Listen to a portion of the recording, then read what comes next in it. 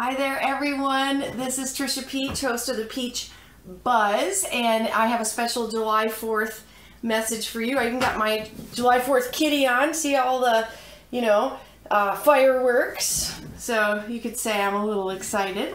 I wanted to say a special message that might be a little controversial, and that is Happy July 4th, Happy Independence Day. And I wanted to tell you why I am still proud to be an American. Now, I know that's probably going to lose me some friends right off the bat. But for those of you still with me, I want to be real honest today. Just not even as a pastor or a children's pastor, but just heart to heart. I just read an article saying that people that are proud to be American are at an all-time low. I would not be in that category. I know that as a nation, we are more divided than ever before. What I do know is that I've been to several other countries and there truly is no place like home. So why would I be proud to be an American today? A lot of people would say they're not proud to be an American. I am very proud to be an American. And here are just a few reasons why. Number one. The United States is still the #1 sender of missionaries worldwide. Now, South America is catching up, not because we're declining, but they're just catching up. They're just doing amazing. So South America may overtake us shortly, but for many, many years, the United States has been the #1 sender of Christian missionaries worldwide. 2, I love that we have free speech and freedom of religion in the United States. Yes, I know that that causes problems. There's always going to be abuses. People are going to say horrible things. But it's our freedom, that risk-taking, that brings beautiful, amazing things sometimes. Yes, we are the people that brought you the movie Dumb and Dumber, but we're also the people that landed on the moon. We're the first ones to have documented cases of anorexia and morbid obesity. For many years, we were #1 for morbid obesity. We're #1. But we've also been the ones that have brought the world the internet and computers and cell phones, so many advances in medical technology, treatments for cancer and heart disease. The freedoms that some people abuse, that risk is also what has helped us do some more amazing things. 3, I am really proud of my country when I meet some of these young people in the United States who are innovating and doing amazing things. I do believe that the best days for our country are still ahead. How are we going to get out of our divided slump? We're going to do what we do best. We're going to innovate our way out of it. We're also going to pray. We are going to pray. Fourthly, I'm proud to be an American because there have been so many Americans who have loved God and served God well. Billy Graham, many others like him, his son Franklin Graham at the moment.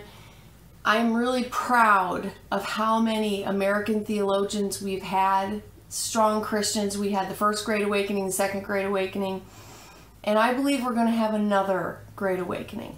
I was reading about our Congress, our American Congress, during the war, the Revolutionary War, which it's July 4th, the Revolutionary War, Congress called a national day of fasting and prayer, asking God to forgive us for our many sins.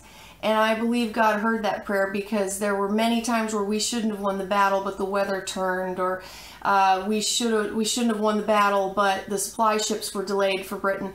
We shouldn't have won a lot of those battles and perhaps even the war. But God had a plan for the United States, and I believe He still does. And I've heard people say to me, well, Trish, the United States deserves judgment. Yeah, we all do. I say, well, it's only fair that the United States is judged. You know, none of us are getting what's fair. The Bible says all have sinned and fall short of the glory of God. The wages of sin is death. So we all deserve the judgment of God. We've had a lot of grace of God in this nation, but I still believe God always has a remnant. Remember Elijah saying, well, God, I'm the only Christian left. And God says, no, I have this many left who have not bowed the knee to Baal nor kissed him. And in this nation, God still has a remnant. I know that, I believe that. And if you are a children's pastor, youth pastor, you are part of bringing up this next generation to love God, to know God. And we have that freedom in the United States. We still have that freedom. We've made incredible mistakes. We have made incredible advancements. Every time we take that risk, we have something beautiful and something horrible and then something beautiful. I'm believing God for amazing things. Now, in the past, Congress itself called for an entire day of fasting and prayer. Abraham Lincoln called for fasting and prayer during the Civil War. We are right now such a divided nation, and I made a commitment to pray every day for this country, for the administration. Whether you like them or don't, you should be praying for your nation every single day. And maybe it's time we get really serious about fasting and praying for our nation. If we prayed as much as we complained, things would be radically different. If we spent just as much time praying as we did complaining, the world would be a radically different place. So will you join me in praying every single day for this nation? I also want to challenge you to get involved, get committed, get involved in what's happening in our nation right now, praying and loving each other. I think when we demonize each other and say, well, you're a Nazi, then you can do anything you want to them because you've labeled them as evil. Or you're a whacked out liberal, or you're this or you're that. You know, I just want to say today, whether you love me or hate me, I love you. You're one of my fellow Americans. The only way forward in this country is going to be together. We're going to have to find a way. And I love you, and I'm praying that our country will continue to go forward and that we'll have another great awakening. Why not? Why not? Why not have another great awakening? If we are fasting and praying, I believe God will answer. It says that if a nation will humble itself and pray and seek his face, he will hear from heaven and heal their land. That's what we need. We need God to heal our land. So I love you all today. Let's show each other some love. Let's use the freedoms we have for good, our freedom of speech, our freedom of the press, our freedom of religion, freedom to assemble. Let's fast and pray for our nation, and let's love each other a little bit more today. Happy Independence Day. I hope you and your family have a wonderful day. And yes, I'm still proud to be an American, and I'm proud to call you my family, my friends, and my fellow Americans. God bless, and may we remain free.